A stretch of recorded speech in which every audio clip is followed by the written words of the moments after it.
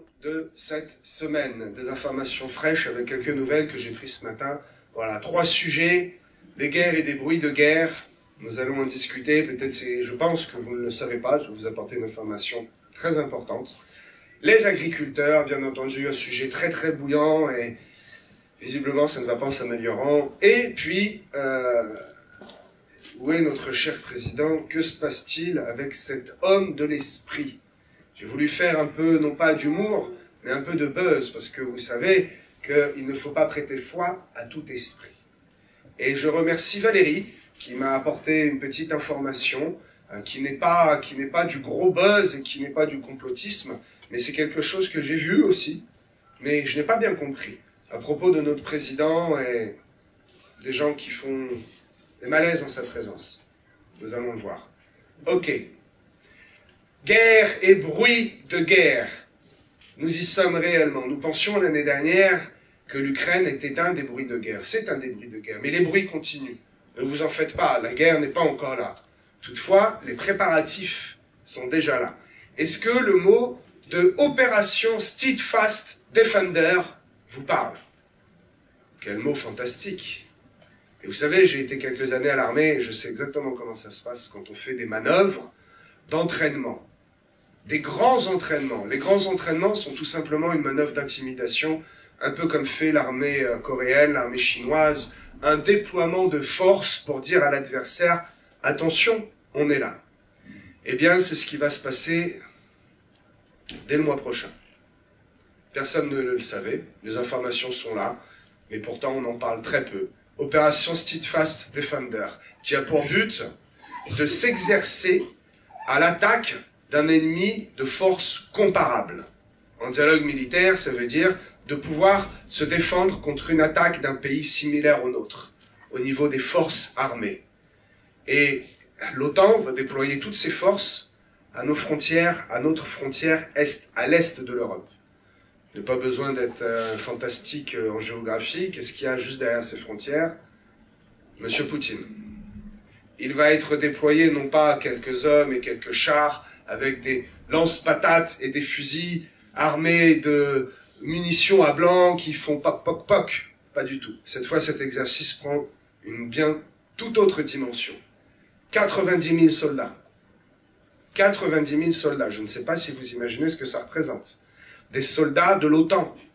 Nous allons avoir des Américains qui vont venir. Et vous connaissez la grande amitié qui lie les États-Unis et la Russie depuis toujours, la fameuse guerre froide. 50 navires, 80 avions, 1100 véhicules, dont plus de 100 chars. Et je connais les chars Leclerc, qui sont une des meilleures armes au monde. Voilà ce qui va être réuni, rassemblé aux frontières de l'Europe. Priez très fort que M. Poutine ne pète pas un plomb et qu'il voit ça avec sagesse, peut-être qu'il rigole et qu'il dise « Oh, ils montrent un peu les muscles, laissons-les faire, ce n'est pas grave. Nous connaissons leurs capacités, la guerre n'est pas pour le moment. » En tout cas, cela commence à faire du bruit et cela arrive. Priez pour que cet exercice reste un exercice et que ce ne soit pas des forces qui s'établissent, qui prennent position et qui se préparent à ce que l'armée dit, les militaires utilisent cette expression, une montée en puissance. C'est-à-dire qu'on envoie d'abord un groupe, un petit groupe, en précurseur, ce sont des termes militaires, en attendant l'arrivée d'autres groupes, pour faire monter en puissance et faire grossir l'armée sur place.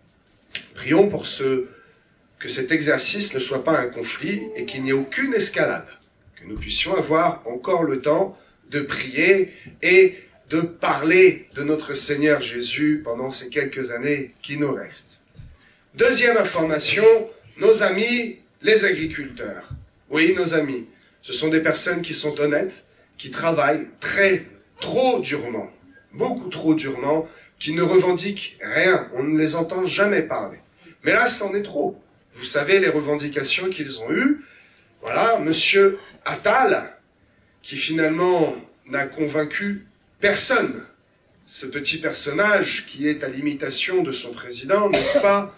Une pâle copie, un double, qui est juste un petit exécutant, pour ne pas être péjoratif. Eh bien, M. Attal n'a absolument convaincu personne dans son discours à la campagne, appuyé sur une botte de paille. Il pensait s'adresser à des paysans, à des personnes de...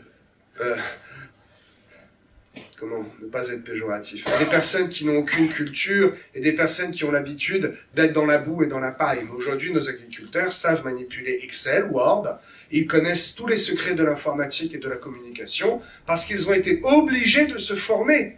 Ils n'ont pas les moyens d'avoir un secrétaire et donc lorsqu'ils rentrent à 21h, 21h30, eh bien ils mangent devant l'ordinateur en remplissant les papiers et les formulaires, comme le font nos médecins. Il y en a marre. C'est une persécution contre eux. Souvenez-vous de toutes ces personnes bien pensantes qui se disent écologistes et qui ont été percées des bassines en disant l'eau appartient à tout le monde. Mais quel est le résultat de cette idéologie idiote de l'écologie? Il faut une certaine écologie, mais pas comme ça. Les piscines qui ont été percées, eh bien, qu'ont fait les agriculteurs? Ils ont ouvert les robinets d'eau potable, tout simplement, pour alimenter les champs et faire pousser le maïs qui sert à alimenter nos propres vaches que nous consommons. Eh bien, tout cela est un ras-le-bol général et visiblement, quelques-uns, beaucoup, sont en route pour faire un blocus à Paris et spécialement à Rungis. Je ne tire pas de sonnette d'alarme et je ne veux pas vous alerter. Personnellement, j'ai fait des petites courses. C'est à vous de voir comment vous voyez la chose arriver. Si toutes les routes sont bloquées, si Rungis est bloqué, cela peut être compliqué, n'est-ce pas? Continuons sur notre cher monsieur le président. Où est-il pendant ce conflit? N'importe quel président de tous les autres gouvernements passés aurait rapidement pris un avion, serait revenu, aurait annulé le voyage.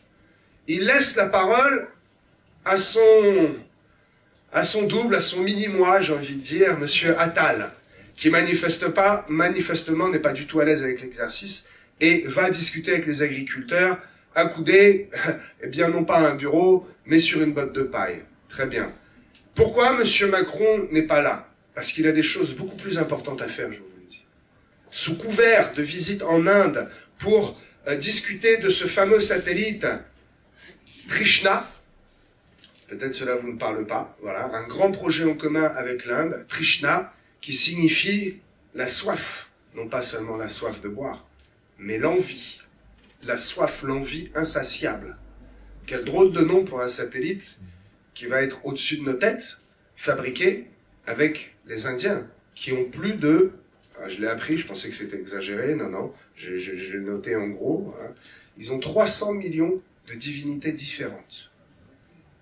Voilà, l'Inde est par excellence le pays où il y a, je pense, le plus d'activités démoniaques, réellement.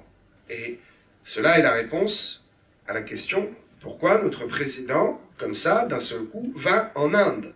Je vous le dis, il n'est pas allé seulement négocier des contrats, il est allé prendre quelque chose qu'il n'y a pas en Europe.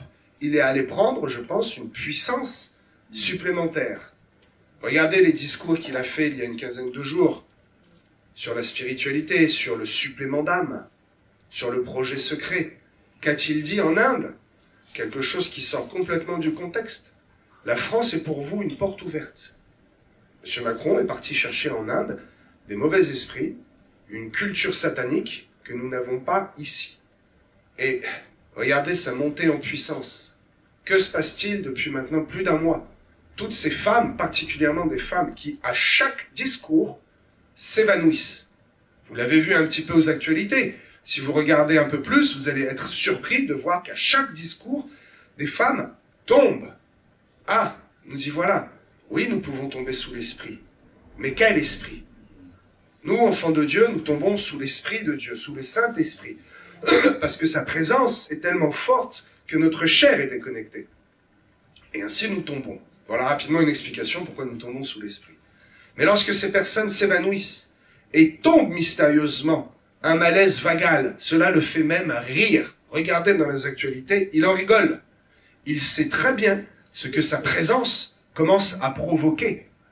Particulièrement chez des femmes qui sont certainement innocentes, qui peut-être même sont chrétiennes, qui prient Dieu, ou qui du moins ne veulent pas des démons.